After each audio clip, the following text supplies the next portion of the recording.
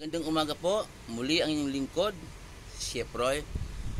Ang isi-share ko po ngayon tungkol sa pagtatapos ng aklat po ni Elias.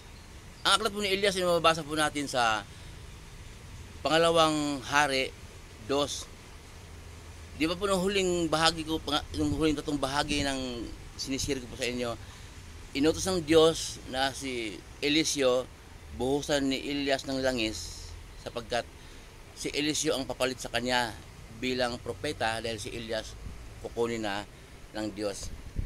Habang naglalakad po si Elias at saka si Eliseo sa Gilgal, sinabi po ni Elias kay Eliseo na maiwan ka na dito dahil pinapunta ako ng Diyos sa Bethel.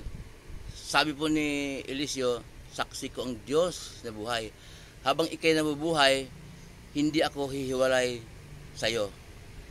Pumunta po silang dalawa sa Bethel. Pagdating po nila doon, sinalubong po sila ng mga propeta doon. At sinabi ng mga propeta kay Eliseo, alam mo ba na ang Panginoon mong Elias kukunin ng Diyos ngayon? Sumagot po si Eliseo, alam ko, huwag na kayong maingay. Sinabi po ni Elias kay Eliseo, Eliseo, maiwan ka na dito dahil pinapunta ako ng Diyos sa Jericho. Pagdating po, sinabi po ni Eliseo, saksi ko ang Diyos na buhay, hagat na bubuhay ka, hindi po ako hiwalay sa inyo. Patuloy po silang paglalakad. Lumagad po silang dalawa. Sinundan po ng tanaw ng mga 50 propeta na taga Jericho. At pagdating po nila sa tabi ng ilog, huminto po sila at hinampas po ni Elias ang kanyang balabal sa tubig at nahawi po ang tubig.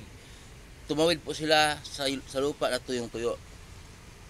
Habang patuloy po silang naglalakad, sinabi po ni Elias kay Eliseo, anong ibig mong gawin ko sa iyo bago ako kukunin ng Diyos? Sumagot po si Eliseo, kung maaari po, 2 bahagi ng iyong kapangyarihan ipamana mo sa akin. Sabi ni Elias, mabigat ang hinihiling mo. Pero kapag nakita mo akong kinuha ng Diyos, matutupad ang iyong kahilingan. Kapag hindi mo ako nakita, hindi mo makamtam ito.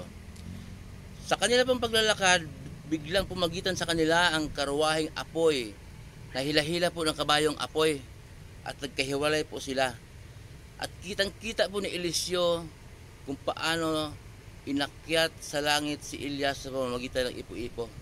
At sumigaw po si Eliseo, Ama ko, magiting tagapagtanggol ng Israel. Hindi na po niya nakita si Elias.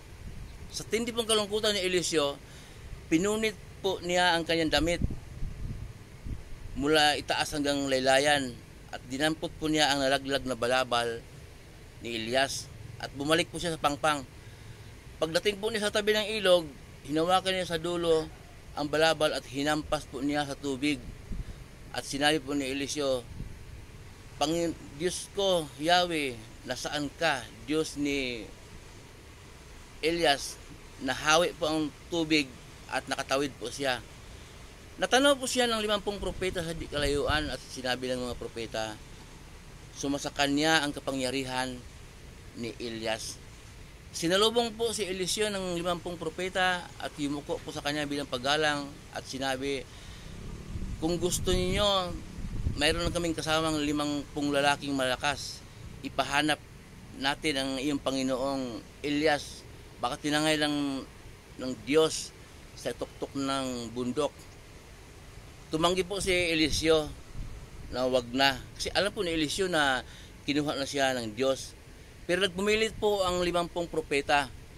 Pinapahanap po nila si Elias. 50 lalaki ang naghanap kay Elias. At pagkaraan po ng 3 araw na paghanap, bumalik po sila kay Eliseo at sinabi, hindi namin nakita. Sinabi po ni Eliseo, sinabi ko pa naman sa inyo na huwag niyo hanapin at hindi niyo makikita. Doon po nagtatapos ang aklat po ni Elias sa Old Testament. Kasi po maraming mga nag-isip na si Elias ba umakyat ba talaga sa langit, o tinangay lang ng ipo-ipo, napadpad sa tabing ilog, hindi natagpuan yung bangkay. Marami pong nagsasabi na hindi po pwedeng umakyat sa langit na katawan talaga ay gusto, ang ibig po sabihin po nila, dapat kung banal si Elias, aakyat sa langit na espiritu, mamamatay talaga na makikita ng mga tao. Pero para po sa pananaw ko, kung ano pong nababasa po natin sa Bible din sa Old Testament, sa pagtatapos ng aklat ni Elias, kung ano pong mababasa natin na talagang kinausap siya ng Diyos na kukunin siya at buhusan niya ng langit si Eliseo bilang kapalit niya, yun na po ang nababasa natin at yun ang sabi ng Diyos. Kasi ang Biblia po, sulat po ng tao at utos po ng Diyos yun. Yung taong sumulat po niyan, mga banal na tao na pinagkalooban ng Diyos, ng banal na espiritu upang maisulat po yung salita ng Diyos. Hindi po basta tao na mababata, sikat na artista, hindi po. Mga taong pinili ng Diyos na sila ang susulat sa Biblia. Kaya sa Biblia po, salita ng Diyos. Kung ano pong nababasa natin po doon, huwag po natin dagdagan. Kasi pag nag-imbento po tayo ng karunungan, kapag natutunan po tayo sa sarili nating karunungan, mauwi po sa kayabangan. Kaya po, yun po ang nakasulat na umakyat talaga si Elias sa langit, tinangay ng ipo-ipo. Yun po doon kaloob ng Diyos. Wala po namang imposible talaga sa Diyos. Muli po ang yung lingkod, si Chef Roy.